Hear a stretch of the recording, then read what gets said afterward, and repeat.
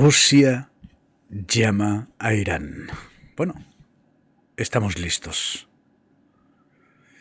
Esta mañana ocurrió algo que solo parece confuso si se trata como dos sucesos separados, pero no lo es. De hecho, se vuelve muy claro una vez que se deja de dividir la historia en dos.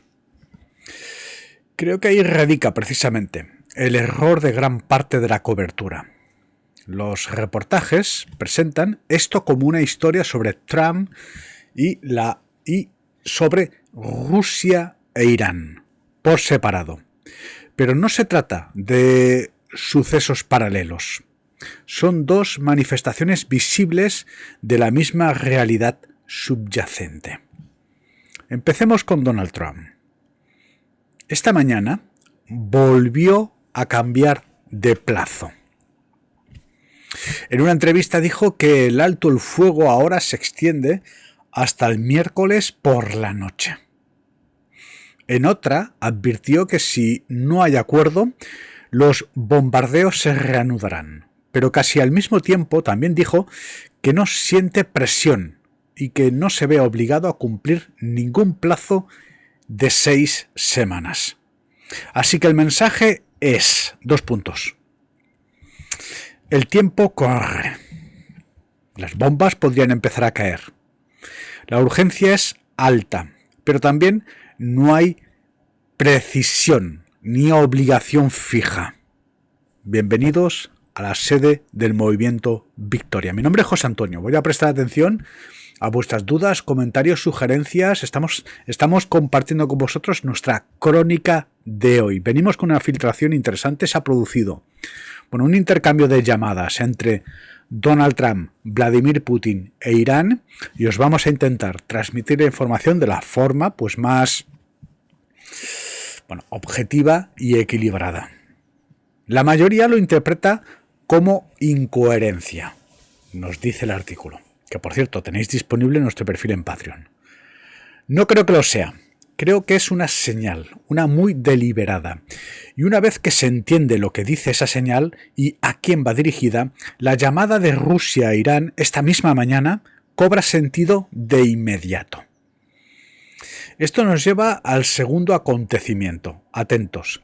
Sergei Lavrov llamó a Abbas Araghchi y el Ministerio de Asuntos ruso publicó el comunicado. Es decir, la redacción es crucial.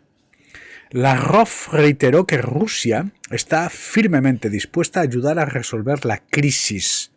Moscú también reiteró su disposición a facilitar acuerdos mutuamente aceptables entre Irán y los estados árabes del Golfo.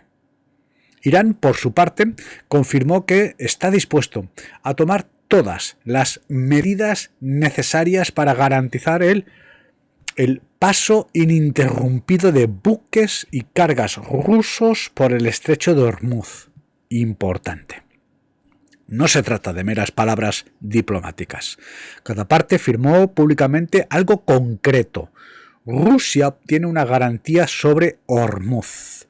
Irán consigue que Rusia se posicione visiblemente como facilitadora de lo que venga después. Estos dos acontecimientos, la prórroga del plazo por parte de Trump y la llamada de Rusia a Irán, se desarrollaron en un lapso de 12 horas, según nuestra fuente.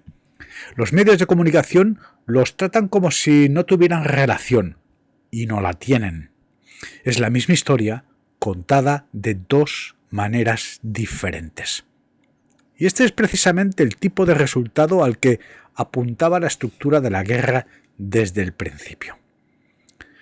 No me refiero a que los detalles precisos de hoy fueran predecibles de antemano.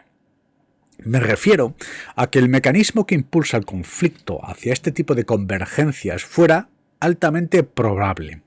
Si se quiere comprender lo que sucederá el miércoles, hay que mirar, es decir, hoy, hay que mirar más allá de los titulares y examinar la maquinaria que los produce.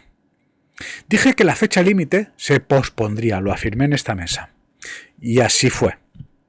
No fue una suposición. Bueno, seguía el patrón.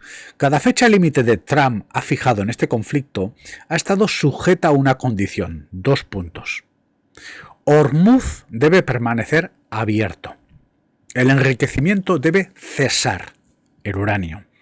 Irán debe someterse, por así decirlo.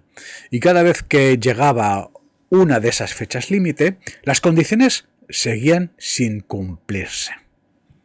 En este punto solo hay 2 opciones. O se impone la línea de forma que se modifique el comportamiento de la otra parte, o se redibuja. Trump ha estado redibujando líneas desde el 28 de febrero. No porque sea blando, sino porque imponerlas en su totalidad implicaría algo mucho más grave que otra ronda de ataques aéreos. Significaría entrar en una guerra para la que no existe un plan serio norteamericano. 2 puntos. Una guerra terrestre contra un país de aproximadamente 90 millones de habitantes, 4 veces más grande que Irak, con un terreno montañoso y que se ha estado preparando precisamente para este escenario durante décadas. El precio de mantener la línea es mayor que el de modificarla. Reitero, el precio de mantener la línea pues es mayor que el de modificarla. Así que la línea se mueve y Trump la ha movido. Ese siempre fue el resultado más probable. Me disculpan. También dije que Rusia se estaba preparando para esta fase de conflicto de una manera muy específica, no militarmente. Rusia nunca iba a entrar en guerra con Estados Unidos por Irán. Reitero esta frase. Rusia nunca iba a entrar en guerra contra Estados Unidos por Irán. Su papel siempre iba a ser estructural. Moscú ha estado intentando crear una situación en la que cualquier eventual acuerdo, cualquier que sea su forma, no puede complementarse sin la participación o el respaldo ruso. La llamada de Lavrov de hoy deja claro este posicionamiento. Rusia no se ofrece a mediar entre Teherán y Washington. Nótense la redacción, 2 puntos. Se presenta como facilitadora, importante esta palabra, entre Irán y los estados árabes del Golfo. Eso es importante. Significa que Moscú se está adentrando en la estructura de la región de posguerra, incluso antes de que la guerra se resuelva. Se trata de una maniobra diplomática muy precisa y demuestra que la llamada no fue rutinaria. Fue un mensaje enviado justo en el momento en que la ventana del alto el fuego se estaba cerrando. Para comprender por qué esto es importante, hay que analizar la estrategia rusa en su conjunto. Desde que cayeron las primeras bombas el 28 de febrero, Rusia ha desempeñado el papel de lo que he denominado el beneficiario ausente de la mano de China. Se beneficia de esta guerra en varios frentes a la vez, sin participar directamente en los combates. En primer lugar, pues está la dimensión petrolera.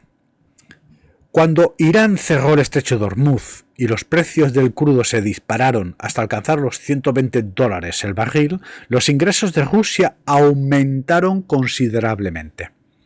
Posteriormente, Estados Unidos redujo la presión sobre el petróleo ruso para estabilizar la crisis energética generalizada provocada por el conflicto. Así, Rusia terminó beneficiándose de una guerra que no libró.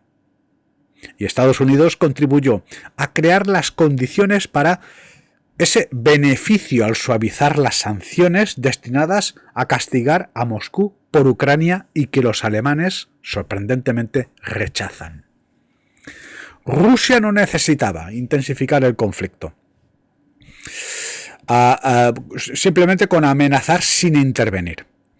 Solo necesitaba paciencia, mantener su alianza con Irán, y que la perturbación del mercado aumentara el valor de sus exportaciones, el crudo.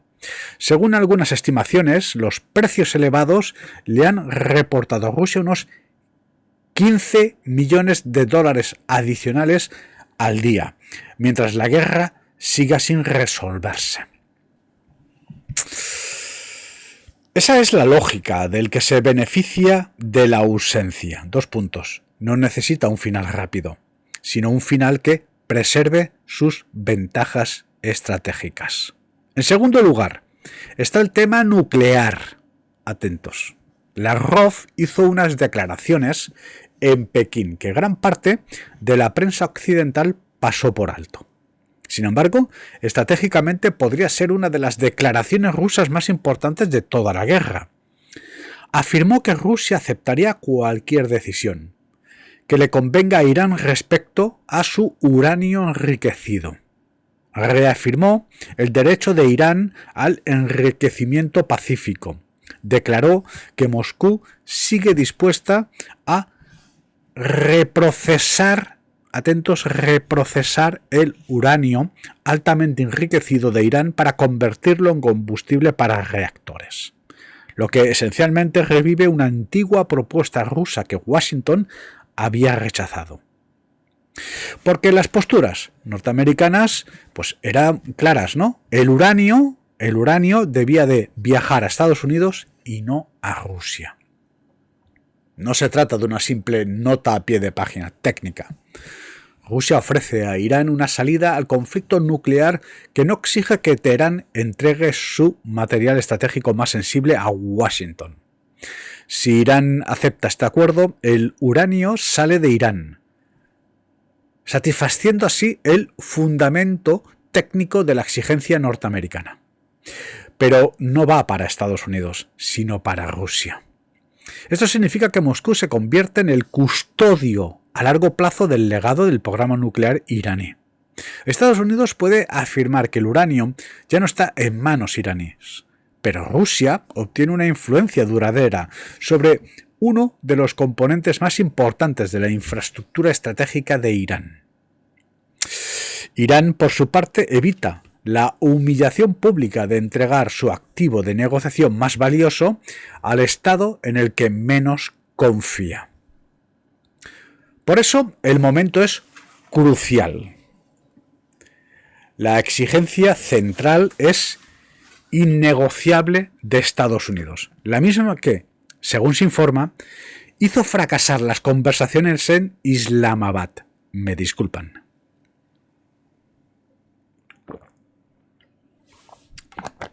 Aprovechamos para saludar a la audiencia. Repaso al espacio hate. ¿Qué tal? ¿Cómo estáis? Espero que con energías, ¿eh? Aquí nos hemos despertado con muchísima luz y energía. Con vuestro permiso, vamos a compartir, vamos a seguir con lo que sería la crónica de hoy. Recordar, partimos de una filtración llamadas Trump, Putin, Irán. ¿Bien? Y lo sabemos todo. Bueno, hemos puesto orden con un artículo que tenéis disponible en nuestro perfil en Patreon y que, bueno, a colofón pasamos a su lectura. ¿Sí? ¿Seguimos? Como digo, hizo fracasar las conversaciones en Islamabad. Es que Irán entregue o neutralice su uranio enriquecido en condiciones que Washington pueda considerar una victoria. Rusia ha presentado públicamente una propuesta alternativa que satisface la cuestión técnica, pero que impide que Estados Unidos tenga el control político exclusivo del resultado. Importante. Los negociadores de Teherán llegan a las conversaciones sabiendo que existe otra salida disponible, respaldada por una gran potencia que permite la eliminación del material sin exigir una capitulación pública ante Washington, la vía rusa. En tercer lugar, y lo más relevante para la llamada de esta mañana, Rusia se está posicionando como mediadora en la relación de Irán con los países del Golfo tras la guerra. Importante. Una vez más, el lenguaje del Ministerio de Relaciones Exteriores es revelador. No se trata de las relaciones entre Estados Unidos e Irán, sino de Irán y los estados árabes del Golfo. 2 puntos. Arabia Saudita, Emiratos Árabes Unidos y Kuwait, sobre todo. Los países que contribuirán a determinar el orden energético y de seguridad de la región después de la guerra. Rusia ya participó ni el acercamiento entre Irán y Arabia Saudita en 2023, que tomó a Washington por sorpresa, atentos. No fue un gesto diplomático aislado, sino un anticipo. Lo que Rusia está haciendo ahora es intentar posicionarse en el centro de la siguiente versión de ese acuerdo regional, la versión más amplia, la de posguerra, que decidirá si Irán resurge aislado o debilitado, o si se reincorpora al orden regional con acuerdos de seguridad y el reconocimiento de sus vecinos. Es decir, que con una sola llamada Rusia se posiciona. Si Moscú logra esto, obtendrá una influencia diplomática duradera en una región donde el poder norteamericano se ha basado tradicionalmente en bases, flotas, alianzas y décadas de gasto militar.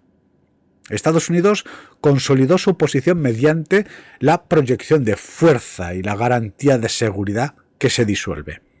Rusia busca aumentar su influencia a través de la mediación selectiva, ofertas oportunas e intervenciones de bajo costo en momentos de máxima necesidad diplomática. El mensaje de la llamada de hoy es claro. Pase lo que pase, extensión, acuerdo o reanudación de los combates. Reitero, pase lo que pase, extensión, acuerdo o reanudación de los combates. Rusia espera estar presente en las negociaciones, como China. Por eso, el cambio de fecha límite y la llamada de Lavrov no son dos historias separadas. Ambas reflejan el mismo hecho estructural. ¿Por qué no?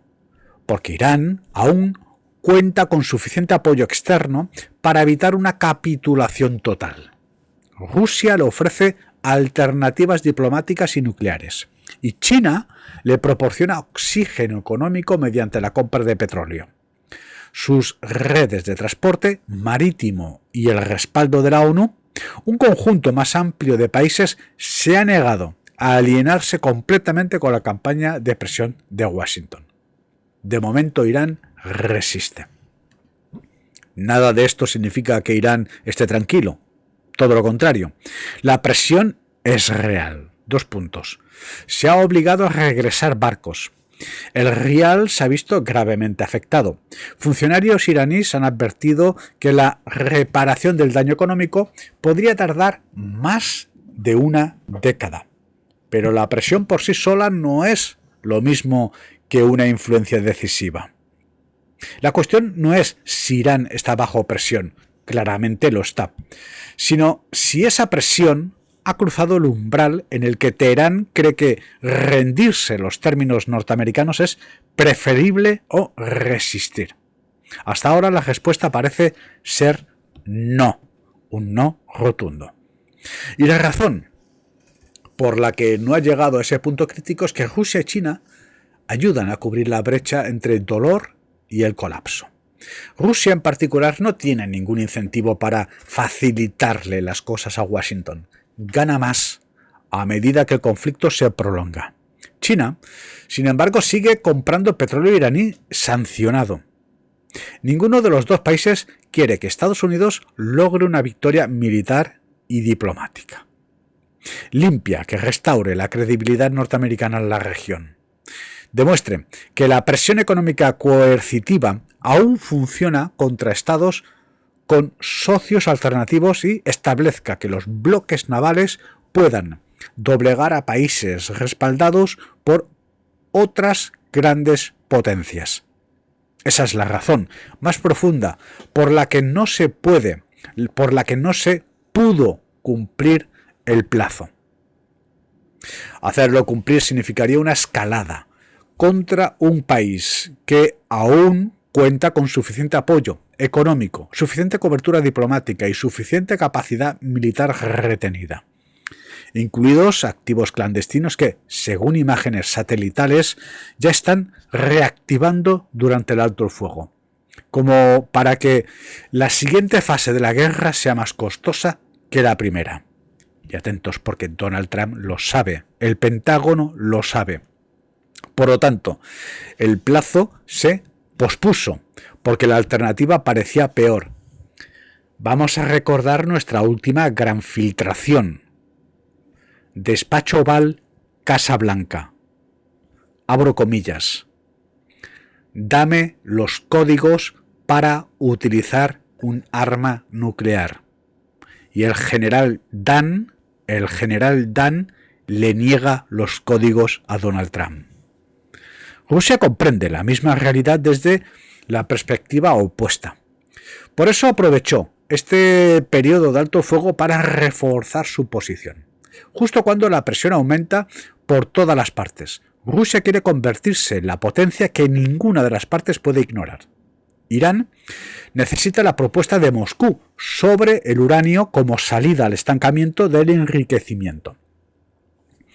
Los estados del Golfo podrían necesitar a Rusia si desean un acuerdo de seguridad regional que no dependa exclusivamente de las garantías norteamericanas, que han demostrado ser más débiles de lo prometido. Y Washington necesita que Rusia no cruce la línea del apoyo militar directo a Irán, y la ha cruzado. La reciente flexibilidad en las sanciones contra el petróleo ruso pareció menos que un ajuste energético basado en principios y más en un pago discreto de Estados Unidos para que se mantuviera dentro de ciertos límites.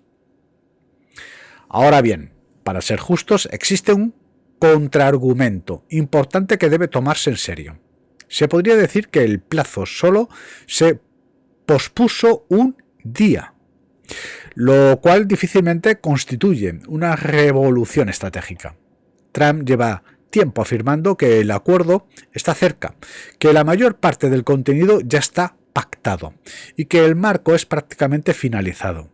El alto el fuego se ha mantenido en gran medida en el principal frente entre Estados Unidos e Irán, a pesar de las fricciones en otros lugares.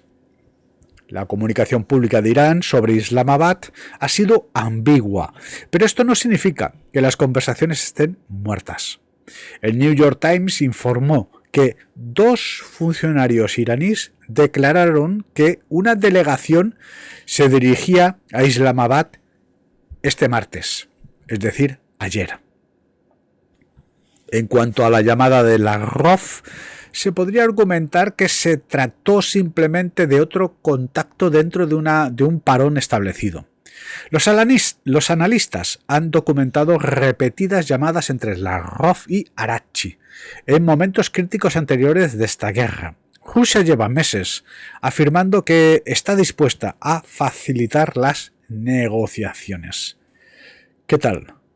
¿Siguen ustedes vivos? ¿Algo densos? ¿Un descanso? ¿Algún comentario? Espacio hate a vuestra disposición. Desde esta perspectiva, ninguno de los acontecimientos de hoy resulta especialmente novedoso. Es un argumento coherente. Nos referimos a las llamadas. Es un argumento coherente, pero omite 2 cosas que son diferentes esta vez. En primer lugar, cabe destacar la especificidad del acuerdo sobre el estrecho de Hormuz. En el comunicado oficial, Irán no se limitó a reiterar su postura, sino que afirmó su disposición a garantizar el paso interrumpido de buques y cargamentos, atentos, rusos. Esto es una medida operativa no retórica.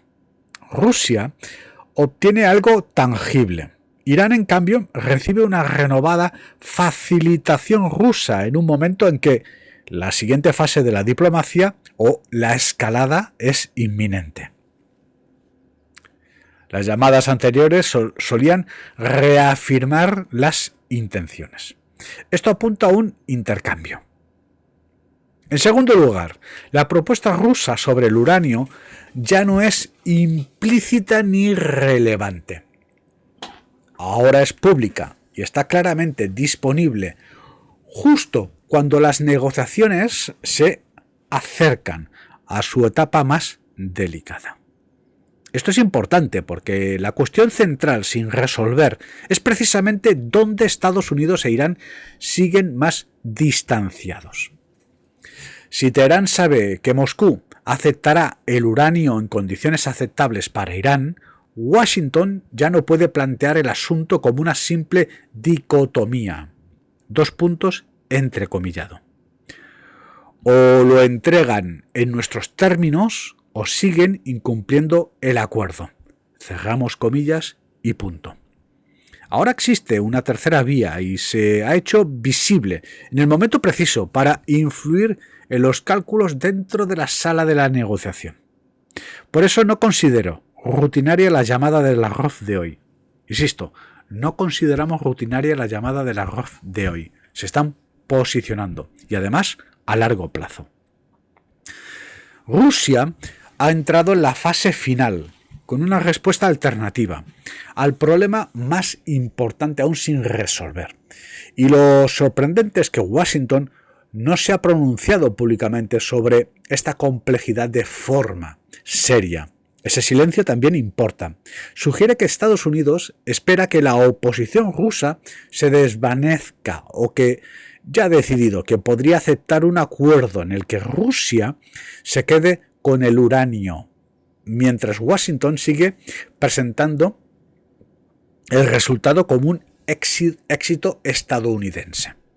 En cualquier caso, lo que ocurriera el miércoles tendría un significativo, más que complejo, de lo que probablemente refleja los titulares. Así que, si quieren poner a prueba esta interpretación, háganlo con los textos originales. Lean el resumen del Ministerio de Asuntos Exteriores ruso sobre la llamada de hoy entre Lavrov y Arakchi y céntrense en el lenguaje sobre la facilitación rusa y las garantías iraníes para el transporte marítimo.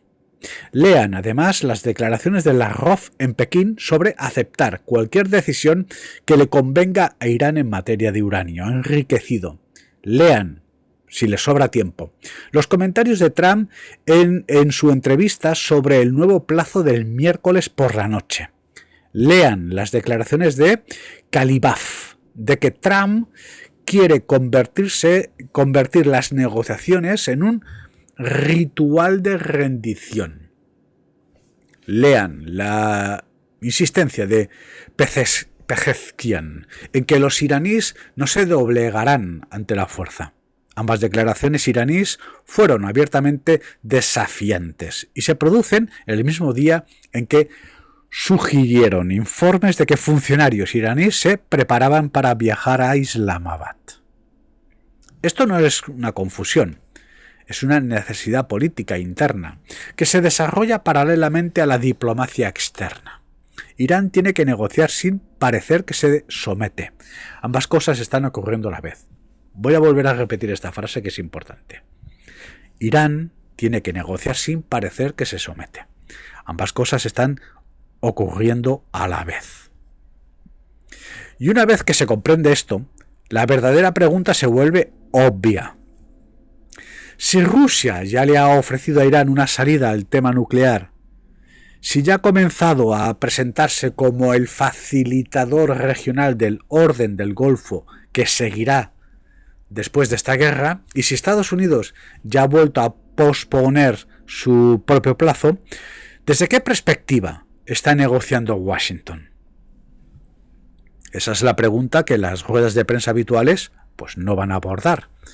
El mismo mecanismo que generó los tres acontecimientos de hoy, el cambio de fecha límite, la llamada de Lavrov y las señales contradictorias de asistencia de Irán, seguirá marcando el rumbo las próximas 48 horas. La fotografía es brumosa. Y dado que este mecanismo genera patrones, también generará expectativas. Si os soy sincero, mi impresión es que es probable que ocurran tres cosas antes del miércoles por la noche. En primer lugar, Irán enviará una delegación a Islamabad, y ya la está enviando. No porque confíe en Estados Unidos. Los líderes iraníes han sido explícitos al afirmar que la confianza es el problema central y no un frente histórico abstracto. Desde el punto de vista de Teherán, Estados Unidos ya rompió un importante acuerdo en 2018 y ha seguido ejerciendo presión coercitiva, incluso durante supuestos periodos diplomáticos. pero Irán igualmente, porque el coste, pero para Irán igualmente, porque el coste de no presentarse es mayor que el de asistir y marcharse sin acuerdo. Voy a reiterar esta frase que es importante. Porque el coste de no presentarse a la mesa de la negociación es mayor que el de asistir y marcharse sin un acuerdo. Los informes de los medios norteamericanos, junto con los comentarios deliberadamente cautelosos de Teherán, apuntan a esa dirección. Cuando los funcionarios iraníes dicen que están considerando todos los factores y que decidirán cómo proceder, a menudo es un eufemismo diplomático para decirnos, entre comillas. Probablemente iremos, pero necesitamos preservar la apariencia de una decisión independiente por razones internas. En segundo lugar, es probable que Rusia haga alguna otra declaración pública sobre el tema del uranio antes del miércoles, es decir, now. Presentó esa propuesta en Pekín por una razón. Moscú quiere que la oferta sea visible durante la fase decisiva de las negociaciones. Si aparece otra declaración oficial rusa que haga referencia a la disposición de Rusia o a gestionar el uranio enriquecido de Irán como parte de un acuerdo más amplio, será una señal de que Rusia e Irán ya han llegado a un acuerdo en principio y de que Moscú quiere asegurarse de que Washington no puede ignorar esta opción. Y en tercer lugar, para finalizar, pase lo que pase el miércoles, today, un acuerdo, una prórroga temporal o la reanudación de los bombardeos, Trump lo presentará como una victoria y el Ministerio de Asuntos Exteriores iraní refutará su versión casi de inmediato. Esto se ha convertido en uno de los patrones más recurrentes en todo el conflicto. Trump anuncia un avance decisivo o afirma que Irán ha aceptado condiciones importantes. Y mientras tanto, Teherán responde negando la mayor, rechazando el triunfalismo y reformulando, lo que realmente se acordó. Por lo tanto, lo importante el miércoles no será cómo cada parte presente el resultado, sino lo que realmente contenga. Ese es el nivel en que debe interpretarse todo esto. No como titulares inconexos, ni como contradicciones impulsadas por personalidades, sino como la superficie visible de una lógica estratégica mucho más profunda. El plazo se pospuso porque Estados Unidos carece de una vía viable para forzar un resultado final rápidamente. Rusia llamó porque percibe la misma realidad y quiere convertirla en una ventaja duradera. Se está posicionando. Las señales contradictorias de Irán no son confusión, sino la superposición habitual entre la política interna y la negociación externa. No se trata, para finalizar, de dos eventos aislados. Es el mismo mecanismo, operando a través de diferentes actores. Y la siguiente pista podría no venir de lo que Rusia anuncia después del miércoles, sino de lo que decida callar. En conflictos como este, las decisiones más importantes suelen ser las que nunca lleguen a la primera plana. Prueba superada. Somos 77 personas, estamos todos vivos. Os agradezco mucho la paciencia, la atención y la interacción. Recordad que tenéis nuestra crónica de hoy disponible en nuestro perfil en Patreon y que vamos a generar copia de seguridad de esta intervención que vais a tener disponible pues en unos 20 minutos aquí en nuestro perfil en TikTok y también en YouTube. Podéis contribuir a esta causa con un pequeño donativo, PayPal, mvmetaverso@gmail.com. Mi nombre es José Antonio Salinas Grabolosa. Desde el espacio de la democracia cristiana, pues esta es nuestra filtración y nuestra crónica de hoy. Nos vemos en la próxima intervención. Yo os deseo una muy buena jornada.